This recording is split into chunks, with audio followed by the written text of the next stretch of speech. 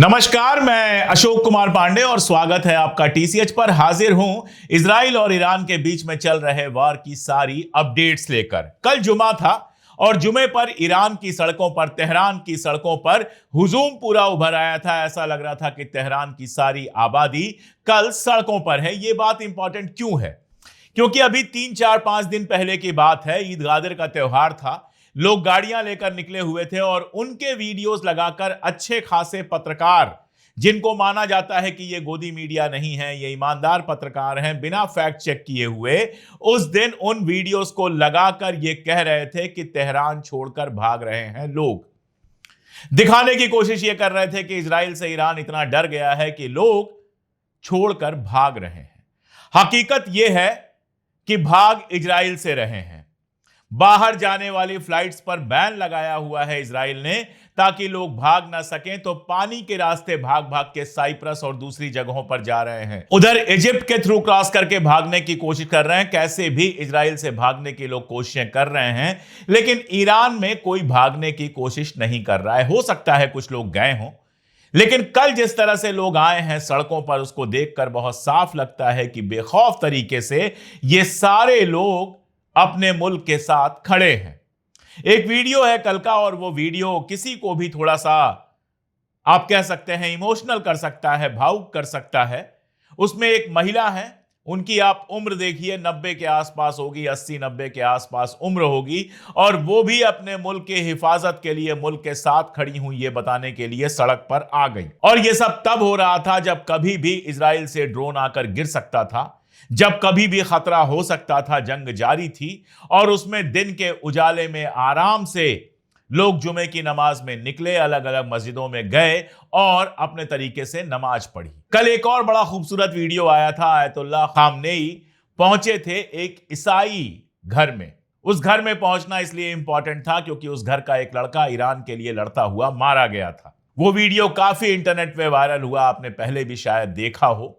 वो ये बताता है कि इस समय ईरान में किसी की धर्म, किसी का कोई भी धर्म हो, वो सब साथ खड़े हैं अपने ईरान के लिए, और सबके साथ खड़े हैं खामनेई। वैसे मैं आपको एक बात बता दूं, कल मैंने ट्विटर पर एक सवाल पूछा था, और वो सवाल ये था कि भाई, ईरान का ये मंदिर मैं दिखा रहा हूं आपको, और ईरान का जो ये मंदिर है, इसकी जो न्यूज छपी है वो टाइम्स नाउ में छपी है। टाइम्स नाउ कोई गैर गोदी मीडिया तो है नहीं, गोदी मीडिया का हिस्सा है। उसको भी यह खबर छापनी पड़ी। उसने भी यह खबर छापी थी कि ईरान में जो यह मंदिर है, यह काफी पुराना है और काफी वक्त तक इस मंदिर में कोई आवाजाही नहीं होती थी। यह मंदिर डिप्लीट कर गया था। इसको दोबारा से बनवाया है ईरान की गवर्नमेंट ने, और अब यह मंदिर पूरी तरह से तैयार है। यहां लोग पूजा पाठ करते हैं। जो भी ईरान के अंदर हिंदू रहते हैं वो यहां जाकर पूजा पाठ कर सकते हैं। और मेरा सवाल था कि इजराइल में भी तो हिंदू रहते हैं, वहां एक मंदिर क्यों नहीं है? कोई दिखा दे इजराइल में एक मंदिर हो।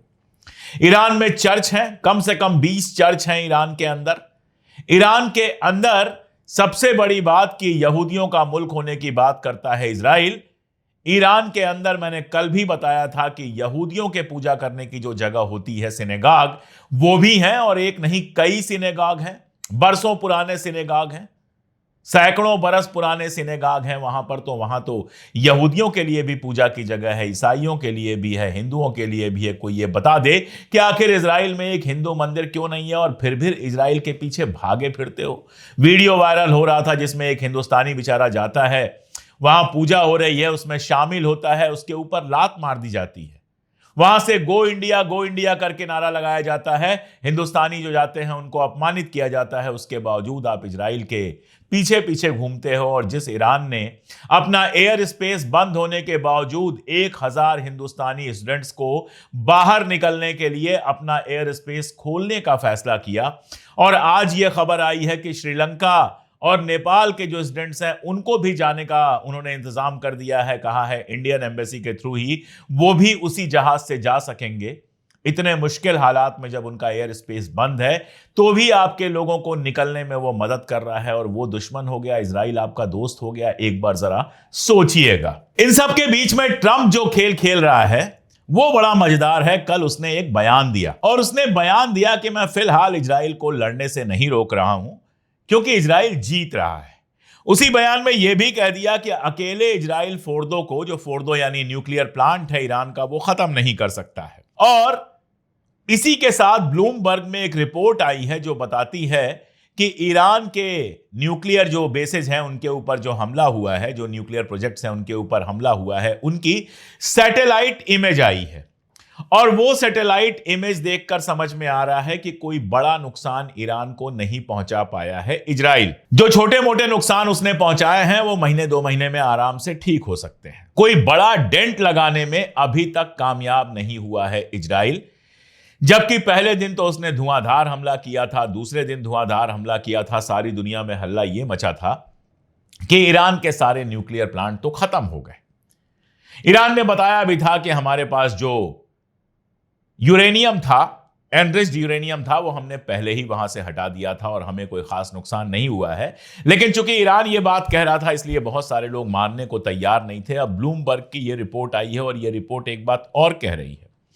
ये रिपोर्ट कह रही है कि ये जानने के बाद ट्रंप तय नहीं कर पा रहे हैं कि उनको इस लड़ाई में आना चाहिए कि नहीं आना चाहिए। यानी वो साफ साफ समझ रहे हैं कि इजराइल तो ईरान का मुकाबला कर नहीं सकता है। अगर हम जंग में जाएंगे, अगर अमेरिका जंग में आता है तो सारी की सारी जो रिस्पॉन्सिबिलिटी होगी, जंग की जिम्मेदारी होगी, वो अमेरिका के पास चली जाएगी। इजराइल अपने लोगों को बचाएगा और अमेरिका के सैनिक मारे जाएंगे। अमेरिका का अरबों खरबों नुकसान होगा। वैसे भी जो कई 100 करोड़ का नुकसान रोज का इजराइल का हो रहा है वो आया तो अमेरिका से ही है और उसकी भरपाई भी अमेरिका ही करेगा।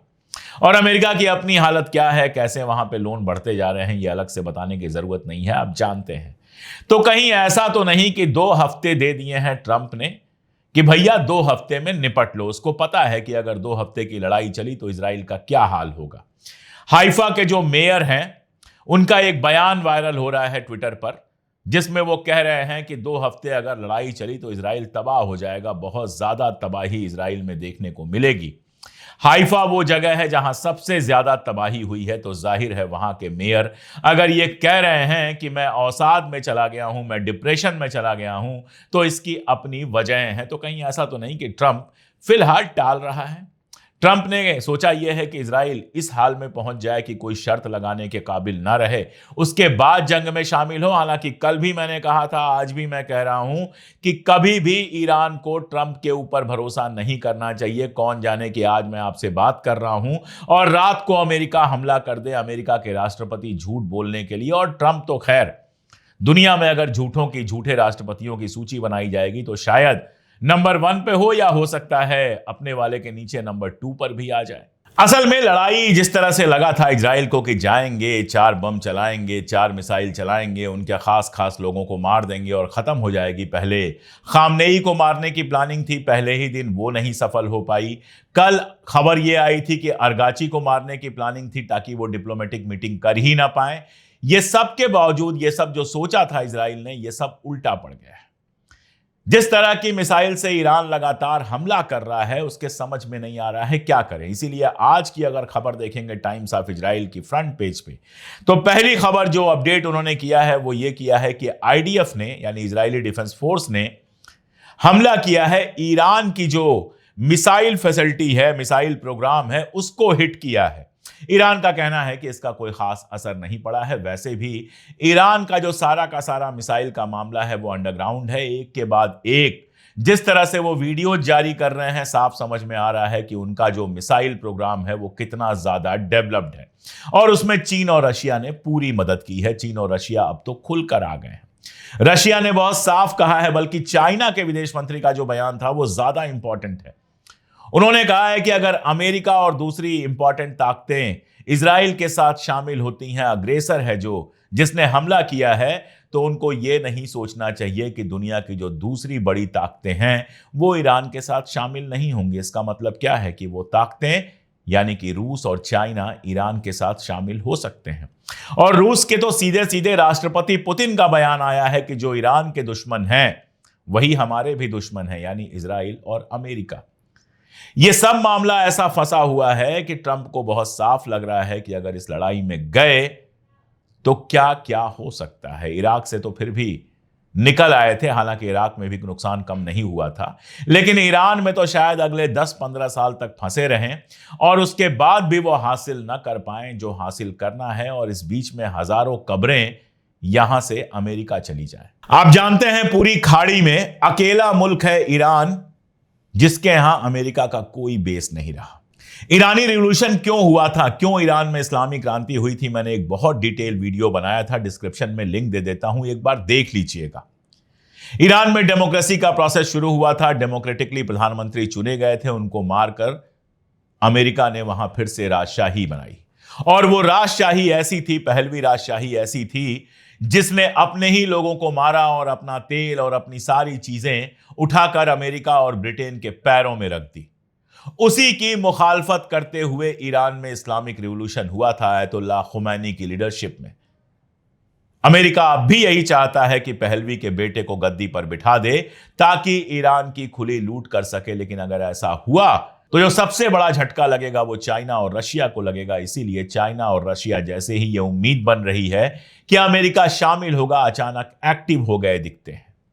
अचानक उनके बयान आने लगे हैं, और रूस के राष्ट्रपति ने तो यह भी कह दिया है कि यह सब तीसरे वर्ल्ड वार की तरफ जा रहा है, और अगर तीसरा वर्ल्ड वार होगा तो वह बेहद खतरनाक होगा। इसीलिए शायद ट्रंप अभी बिलबिला रहे हैं, या फिर इजराइल ने बिना उनसे पूछे, बिना उनकी मर्जी के अगर ईरान पर हमला किया है, जिसकी मुझे कोई उम्मीद नहीं है। मुझे पूरी उम्मीद यही है कि अमेरिका के साथ फुल कोऑर्डिनेशन हुआ है, लेकिन बीबी कुछ भी कर सकता है। इजराइल का जो प्रधानमंत्री है नेतन्याहू, वो कुछ भी कर सकता है। अगर उसने ऐसा किया है तो ट्रंप के मन पे गुस्सा भी हो सकता है कि तुमने अपनी मर्जी से किया है, जाओ अब जो हो रहा है वो झेलो, क्योंकि 2 हफ्ते अगर उसने वाकई इंटरवीन नहीं किया तो आप देखिएगा कि इजराइल की हालत क्या होने वाली है। कल रात को ईरान ने जो हमला किया है, मिनिस्ट्री ऑफ इंटीरियर यानी होम मिनिस्ट्री जो होती है इजराइल की, उसके बिल्डिंग को जबरदस्त नुकसान पहुंचाया है। ये टिट फॉर टैट यानी जैसे को तैसा था, क्योंकि ईरान की इंटीरियर मिनिस्ट्री पर हमला करने की कोशिश की थी इजराइल ने, तो पलट के ईरान ने उनकी ही इंटीरियर मिनिस्ट्री को निशाना बनाते हुए साफ कर दिया कि अगर तुम्हारे निशाने पर हमारी इमारतें हैं तो हमारे निशाने पर तुम्हारी इमारतें भी हैं।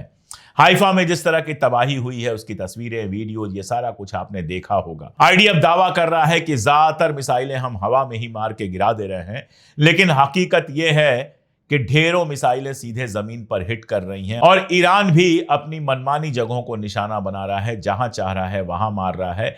माइक्रोसॉफ्ट की बिल्डिंग जिस तरह से गिराई है उसने, जहां से इजरायली आर्मी को एआई और दुनिया भर के फैसिलिटीज मिलती थी, बहुत साफ है कि वो जानता है इजराइल को कमजोर कैसे करना है, और लगातार इजराइल को कमजोर कर रहा है। इनको लगा था कि लड़ाई 2-4-5 दिन में खत्म हो जाएगी, जिस तरह से सीरिया में घुस गए वैसे यहां पर घुस जाएंगे। वैसे यहां रोक के 1 मिनट ये भी बता दूं कि खबरें यहां तक आ रही हैं कि गोलन हाइट्स के ऊपर भी कुछ मिसाइलें गिरी हैं।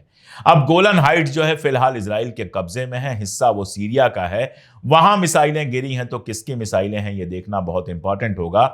अगर ईरानी मिसाइलें वहां पहुंच रही हैं तो समझिए कि बात बड़ी होने जा रही है, और बात बड़ी होने जा रही है।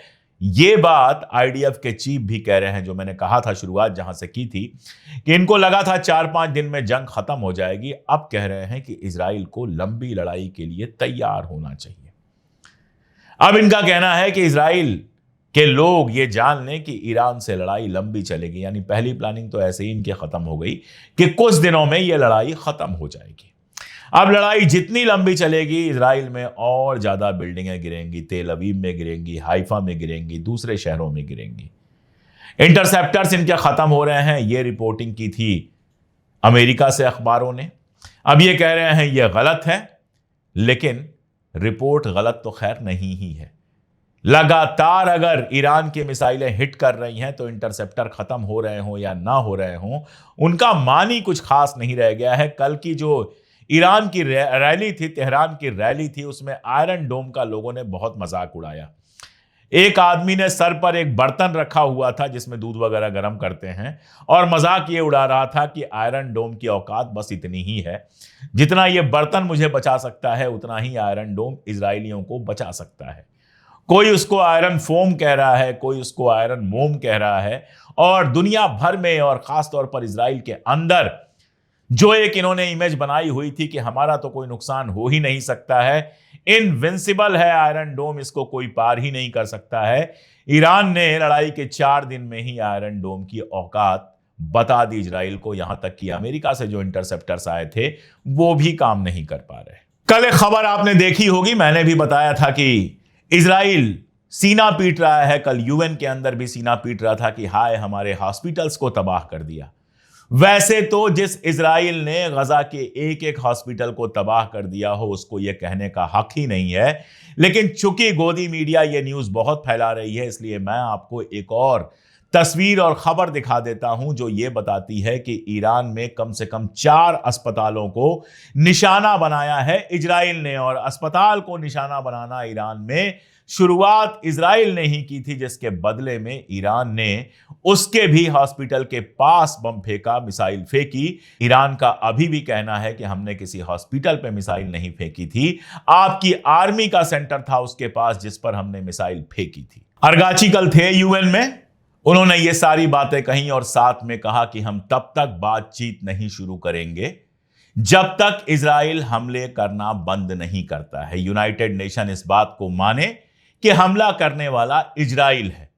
उन्होंने कहा कि आप डिप्लोमेसी की बात करते हैं, हम तो अमेरिका के साथ डिप्लोमेटिक बातचीत कर ही रहे थे, हम तो समझौते की बातचीत कर ही रहे थे। हमारे लिए तो ये डिप्लोमेटिक बेट्रायल हुआ है। आप डिप्लोमेसी की बात करते करते हमारे साथ धोखा करते हैं, हमारे ऊपर बम गिराते हैं, और अब जब हम बदला ले रहे हैं, अब जब हम बराबरी से आगे का मुकाबला कर रहे हैं, तो आप ये कह रहे हैं कि हम जंग रोक दें। हम फिलहाल जंग नहीं रोकने वाले हैं और ना ही हम डिप्लोमेसी में फंसने वाले हैं। जंग तब रुकेगी और डिप्लोमेटिक बातचीत तब शुरू होगी जब इजराइल जंग रोक दे और ये वादा करे यूएन के सामने कि आगे वो हमला नहीं करेगा, तब हम डिप्लोमेसी या बातचीत की बात शुरू करेंगे। फिलहाल हम कोई बातचीत नहीं करना चाहते हैं और अमेरिका के साथ तो कोई बातचीत करना ही नहीं चाहते हैं। ट्रंप लगातार यह झूठ बोल रहा था कि ईरान हमारे सामने आके गिड़गिड़ा रहा है कि हमसे बात कर लो। अरगाची ने जिनेवा में बैठकर और साफ साफ ये कह दिया कि हम नहीं कह रहे हैं समझौते के लिए, तुम्हारी तरफ से लगातार फोन आ रहे हैं और इसके बावजूद बात हम तभी करेंगे जब इजराइल हमले को रोके। तो फिलहाल ये हालात हैं। रात भर ईरान ने सोने नहीं दिया है इजरायलियों को। कोई सो रहा था बस स्टैंड पर, कोई सो रहा था मेट्रो के अंदर। खबर तो यहां तक है कि कई सारे जो इनके सेफ बंकर बनाए गए हैं उन पर भी हमला हुआ है। वे बंकर भी सेफ नहीं रह गए हैं और रात भर ईरान का हमला झेलने के बाद इजराइल ने सुबह हमले किए हैं, जिसमें जाहिर तौर पर ईरान के भी नुकसान हुए होंगे। लेकिन अभी इजराइल के हमले जारी ही थे कि उसी वक्त ईरान ने दोबारा हमले किए हैं और जैसा मैंने बताया कि उनकी इंटीरियर मिनिस्ट्री का जो बिल्डिंग है उसको नुकसान पहुंचाया है, हाइफा में कुछ और जगहों को नुकसान पहुंचाया है। शाम को इन हमलों की और डिटेल्स में लेकर आऊंगा। तब तक आप जुड़े रहिए, देखते रहिए हमारे वीडियोस, इनको अपने दोस्तों और रिश्तेदारों तक पहुंचाते रहिए। मेरी अपील पर आप में से कई लोगों ने ज्वाइन किया है चैनल को, चैनल की मेंबरशिप ली है, मैं उनका शुक्रिया अदा करता हूं।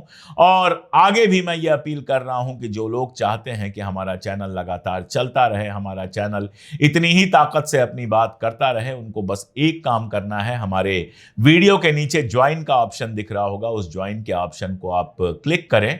आप आराम से 3 रुपए रोज से भी कम पर हमारी मेंबरशिप ले सकते हैं। आप हमारी सीधी मदद करना चाहें उसके भी लिंक्स हमारे डिस्क्रिप्शन और पिन कमेंट में है। आपका सहयोग इसलिए जरूरी है कि आपकी ताकत से ही हमें वो ताकत मिलती है कि हम लगातार सत्ता और कैमरे की आंख में आंख डालकर सच कह पाते हैं। अभी के लिए इतना ही, बहुत शुक्रिया।